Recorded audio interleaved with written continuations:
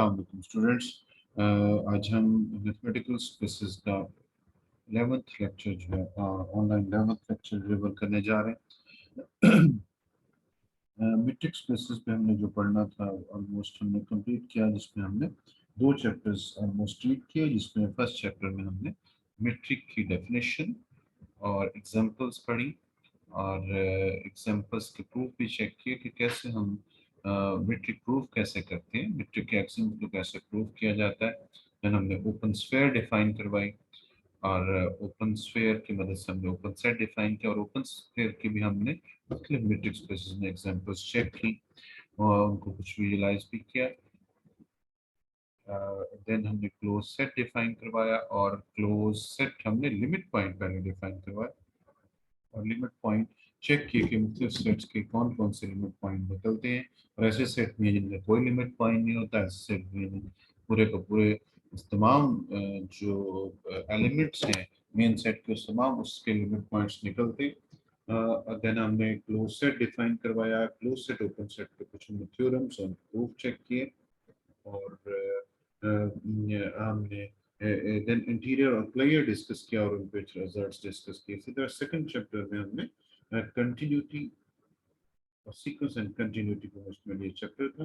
उसमें हमने सीक्वेंस, सब सीक्वेंस, उनकी डेफिनेशंस, इसी तरह से कन्वर्जेंट सीक्वेंस, सीक्वेंस के कन्वर्ज होने से सब सीक्वेंस का कन्वर्ज होना या सीक्वेंस सब सीक्वेंस के कन्वर्ज होने से सीक्वेंस का कन्वर्ज होना, इस तरह काश सीक्वेंस की डेफिनेशन, काशी सीक्वेंस का कन्वर्जेंस के साथ क्या रिलेशन है, किस बेसिस में तमाम काशी सीक्वेंस कन्वर्ज करते हैं और कंप्लीट मैट्रिक्स स्पेस का आइडिया, सब स्पेस का आइडिया, सब स्पेस की कंप्लीटनेस जब स्पेस कंप्लीट हो and pseudometric continuous function, uniformly continuous function, definition, examples, relation between continuous and uniformly continuous functions. Is the example of those functions which are continuous but not uniformly continuous, and their verifications, कुछ results continuous function से related और open result continuity के साथ relation. Then हमने कहा कि ये भी एक और डेफिनेशन है जिसमें कंटिन्यूटी की मदद से हम ओपन सेट को डिफाइन कर सकते हैं। So these are the few things जो हमने डिस्कस की। इस पार्ट में हम नॉर्म स्पेसेस और बनार्ड स्पेसेस को डिस्कस करने जा रहे हैं। तो नॉर्म स्पेसेस की जो अंडरलाइन स्पेस होती है, तो वेक्टर स्पेस होती है, इसलिए हम पहले वेक्टर स्पेस के आइडिया को थोड़ा रीड करते हैं। तो आपको नोट्स में सामने नजर भी आ रहा होगा कि हमने सबसे पहले वेक्टर स्पेस की हेडिंग दी हुई है। So what is a vector space? आप अलजेब्रा 2 में वेक्टर स्पेसेस को डिटेल से पढ़ चुके होंगे या पढ़ रहे होंगे। हम जस्ट इनकी डेफिनेशन रिवाइज करवाते हैं थोड़ी सी। A non-empty set V is said to be a vector space over the field F if V is an abelian group under addition and the scalar multiplication is defined in V, that is, for all alpha belongs to F and for all V belongs to V, that implies that alpha V belongs to V. यानी हर scalar को अगर हम vector से multiply करें तो नया बनने वाला भी वेक्टर ही होता है और उसी उसी उसी स्पेस से होता है। And satisfies its scalar multiplication satisfy the following few conditions like these: alpha into v1 plus v2 is equal to alpha v1 plus alpha v2 where, for all alpha coming from f is a field, and v1 for all v1 v2 belongs to V. Is the alpha plus beta into V is equal to alpha V plus beta V. For all alpha beta belongs to F and for all V belongs to V. Alpha beta into V is equal to alpha into beta V. For all alpha beta belongs to F, for all V belongs to V. 1 multiplied with V, answer is V. For 1 belongs to F and for all V belongs to V. So these are 4 properties of scalar multiplication and the 5 properties of addition, abelian group under addition. V is a non-empty set. Addition, vector addition, and F is any field. Vector addition and scalar multiplication is defined on V, and V is a group under abelian group under addition and satisfies these 4 properties of scalar multiplication, then we say V is a vector space. V is a vector space. तो ये vector space की definition थी कि vector space को notation villain group होना चाहिए और जो स्केलर मल्टीप्लिकेशन डिफाइन हो उसके तहत वो इन चार प्रॉपर्टीज को सेटिस्फाई करे, तो ऐसे सेट को हम वेक्टर स्पेस बोलते हैं. Now we define a norm space. Let n be a vector space over the field f where f is r or c. uh, तो ऐसी स्पेस को हम लीनियर स्पेस बोलते हैं जिसकी फील्ड आर या सी हो. तो कुछ राइटर्स यहाँ पे ये भी लिखते हैं कि let N be a linear space. ये लिखते हैं या डिटेल से बता दें कि एन एक वेक्टर स्पेस है जिसकी फील्ड आर या सी है.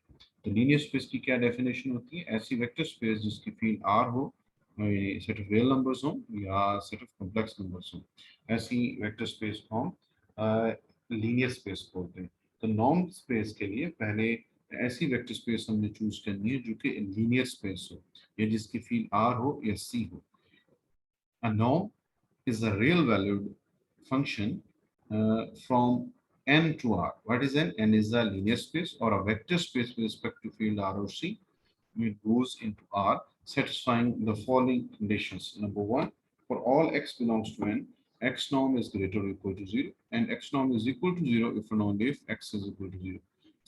And two second axiom is, the second condition is, for all x belongs to n and alpha belongs to f, alpha x norm is equal to alpha mod into x norm. And third condition is x plus y norm is less or equal to x norm plus y norm for all x y belongs to n. If this function, which is defined on a vector space, which is a vector space with respect to field R or C, is a function from n to R, where n is a linear space, then if this function satisfies these three conditions, then n is this function is said to be norm on n. Then this function is said to be norm on n, and the pair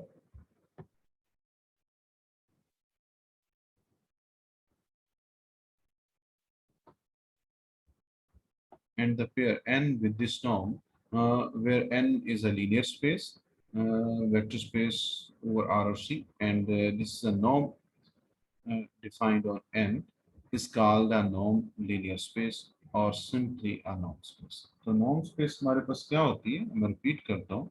सबसे पहले जिस metric space में हम बोलते थे ना कि एक हमारे पास नॉन एम्प्टी सेट होना चाहिए, यहाँ हम कहते हैं कि हमारे पास एक वेक्टर स्पेस होनी चाहिए या एक लीनियर स्पेस होनी चाहिए. टिपिकल वेक्टर स्पेस होनी चाहिए जिसकी फील्ड आर हो या सी.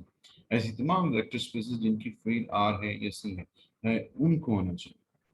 देन उस एक फंक्शन हो जो कि लीनियर स्पेस है आर में जाके करे, और वो फंक्शन जो लास्ट पेज पे हमने तीन एक्सियम्स बताए हैं उनको सेटिस्फाई करे, तब हम उस फंक्शन को बोलते हैं ये फंक्शन उस स्पेस पे नॉर्म है, और वो space with norm are called norm space. तो जब भी आपके सामने नॉर्म स्पेस आए तो आप अंडरस्टैंड करेंगे जिसमें ये इधर वाले जो भी यहाँ पे लिखा हो, एन लिखना जरूरी नहीं है, जो भी यहाँ सेट लिखा हो वो वेक्टर स्पेस होगा with respect to field R और सी. और जो इधर फंक्शन लिखा होगा अगर नॉर्म स्पेस है तो ये जो भी अलामत यहाँ लिखी होगी, दिस इज वो इस फंक्शन को डिनोट करेगी.